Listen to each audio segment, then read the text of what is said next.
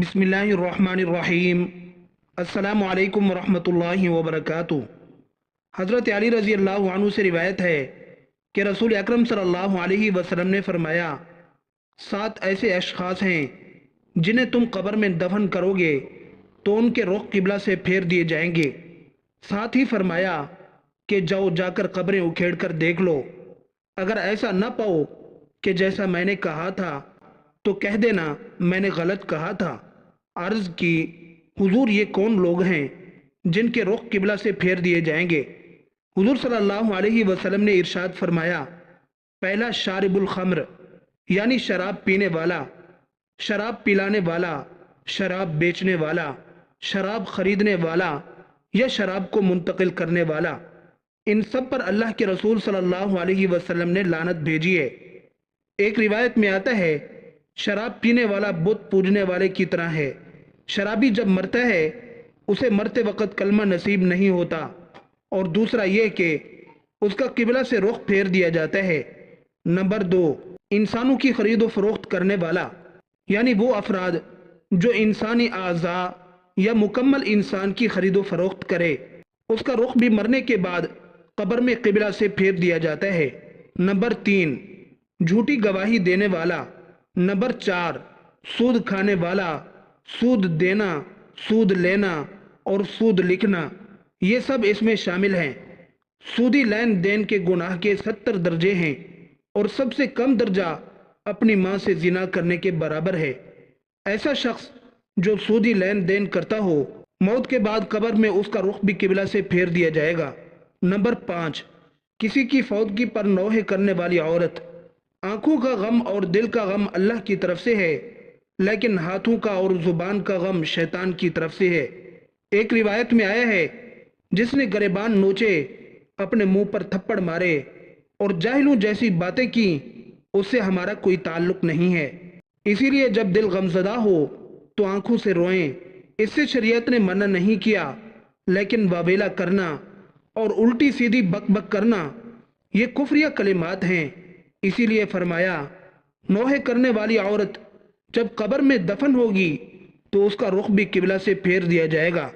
Number 6, जो शख्स ज़ख़ीरा अंदोज़ी करता है।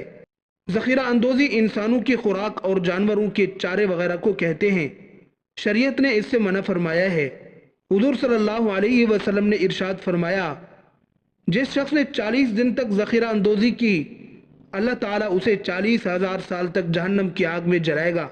तो ऐसे अफराद जो ज़ख़ीरा अंदोज़ी करते हैं, उनके रुख भी कब्र में किबला से फेर दिए जाएंगे।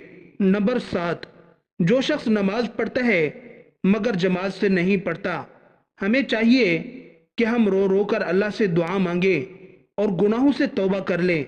नाज़रीन किराम, इसके साथ साथ मैं आपको बताता चलूं कि अंबियाए किराम रोने को नबूवत के वक़ार के मनाफी नहीं समझते थे। हज़रत दाऊद अलैहिस्सलाम खुदा के हुजूर में बेतहाशा रोते, फरमाया करते, मेरा सर आंसुओं से लबरेज और मेरी आंखें आंसुओं का फवारा हैं। हमारे नबी हुजूर अक़दस सल्लल्लाहु अलैहि वसल्लम उम्मत को अल्लाह की मोहब्बत और आखिरत के खौफ से रोने की तालीम दी। हुजूर नबी करीम सल्लल्लाहु अलैहि वसल्लम की ज़िंदगी में कोई ऐसा वक़्त नहीं गुजरा जिसमें आप रोए न हों। रोने के फ़ज़ाइल पर कई हदीसें वारिद हुईं। हज़रत इब्ने मसूद रज़ी अल्लाहु अन्हु हुजूर अकरम सल्लल्लाहु अलैहि वसल्लम से नकल करते हैं कि आपने फरमाया, जिस मोमिन बंदे की आंखों से खुदा के खौफ से आंसू बह पड़ें, चाहे वो मक्खी के सर के बराबर ही क्यों न हों, वो रुखसार तक जा पहुँचें, अल्लाह ताला उस पर दोज़ख को हराम कर देता है। एक दूसरी हदीस में हज़रत अब्दुल्ला रज़ी अल्लाहु अन्हु रिवायत करते हैं कि हुजूर अक़दस सल्लल्लाहु अलैहि वसल्लम दुआ किया करते थे, ऐ अल्लाह, मुझको ऐसी 2 आंखें अता फरमा जो आपके खौफ से खूब रोने वाली हूँ और खशियत इलाही के आंसुओं से कल्ब को शिफा देने वाले हूँ, इससे पहले कि आंसू जहन्नम के अजाब से खून हो जाएं। नबी करीम सल्लल्लाहु अलैहि वसल्लम एक नौजवान साहबी के पास से गुजरे। वो कुरान पाक की तिलावत कर रहे थे। वो ये आयत तिलावत कर रहे थे जिसका तर्जमा ये है, फिर जब आसमान फट जाए तो वो सुर्ख चमड़े की तरह गुलाबी हो जाएगा। ये आयत पढ़कर वो साहबी ठहर गए और उनके रोंगटे खड़े हो गए और आंसू बहाते बहाते दम घुटने लगा। रोते जाते और कहते जाते, ہے اس دن میرا کیا بنے گا جس دن آسمان پھٹ جائے گا۔ حضور اکرم صلی اللہ علیہ وسلم نے ان کی گریہ ازاری سن کر ارشاد فرمایا کہ اے نوجوان، اس ذات کی قسم جس کے قبضے میں میری جان ہے، تمہارے رونے پر فرشتے بھی رو رہے تھے۔ آج ایسی تلاوت کو ہمارے کان ترس گئے ہیں جو جذبات میں تلاطم برپا کر دیں، جسے سن کر دل کانپ جائیں اور آنکھیں بہہ پڑیں۔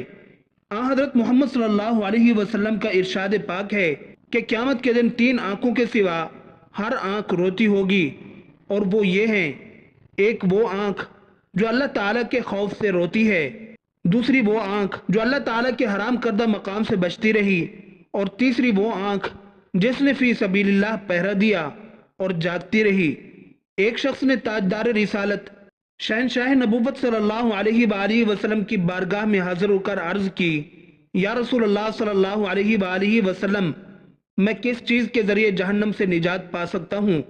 فرمایا: اپنی آنکھوں کے آنسوؤں سے۔ عرض کی: میں اپنی آنکھوں کے آنسوؤں کے ذریعے جہنم سے نجات کیسے پاؤں گا؟ فرمایا: ان دونوں کے آنسوؤں کو اللہ عز و جل کے خوف سے بہاؤ، کیونکہ جو آنکھ اللہ عز و جل کے خوف سے روئے اسے جہنم کا عذاب نہیں ہوگا۔ حضرت علی رضی اللہ عنہ فرماتے ہیں: رونا 3 طرح کا ہوتا ہے: اللہ کے عذاب کے خوف سے، اللہ کی ناراضگی کے خطرے سے، اللہ کی جدائی کے ڈر سے۔ پہلا رونا گناہوں کے کفارے کا ذریعہ ہے، دوسرا رونا عیبوں سے پاک ہونے کا ذریعہ ہے، اور تیسرا رونا محبوب کی رضا کے ساتھ دوستی کا نصیب ہونا ہے۔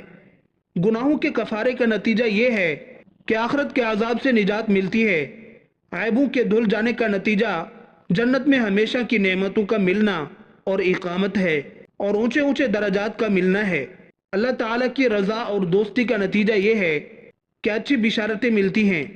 جو شخص چاہتا ہے کہ اسے اخروی زندگی میں رونا نہ پڑے بلکہ وہ خوش و خرم زندگی کا باسی ہو، تو اسے چاہیے کہ دنیاوی زندگی میں خوف خدا کا دامن تھام لے اور اس دنیا میں اپنی آنکھوں کو آنسوؤں سے تر کر لے۔